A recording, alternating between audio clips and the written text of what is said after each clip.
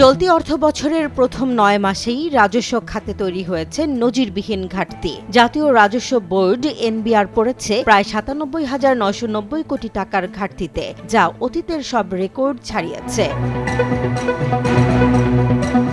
জুলাই থেকে মার্চ পর্যন্ত মোট ২,৮৭,৬৬২ কোটি টাকা আদায় হলেও আয়কর, ভ্যাট ও শুল্ক কোনো খাতেই লক্ষ্যমাত্রা পূরণ হয়নি। সবচেয়ে বড় ঘাটতি দেখা গেছে আয়কর খাতে, প্রায় ৪৫,০০০ কোটি টাকা। চাপ আরও বাড়িয়েছে সামনে থাকা কঠিন লক্ষ্য।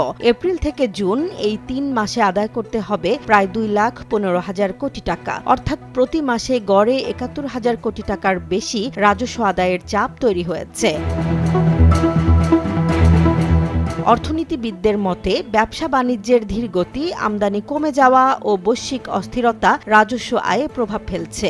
একই সঙ্গে সংস্কার আটকে যাওয়ায় আইএমএফ সহ বৈদেশিক সহায়তা নিয়েও অনিশ্চয়তা তৈরি হয়েছে। বিশ্লেষকরা বলছেন, কর ফাঁকি রোধ, কর জাল সম্প্রসারণ ও প্রশাসনিক সংস্কার ছাড়া এই বিশাল লক্ষ্য অর্জন কঠিন হয়ে পড়বে, যা নতুন সরকারের জন্য বড় চ্যালেঞ্জ।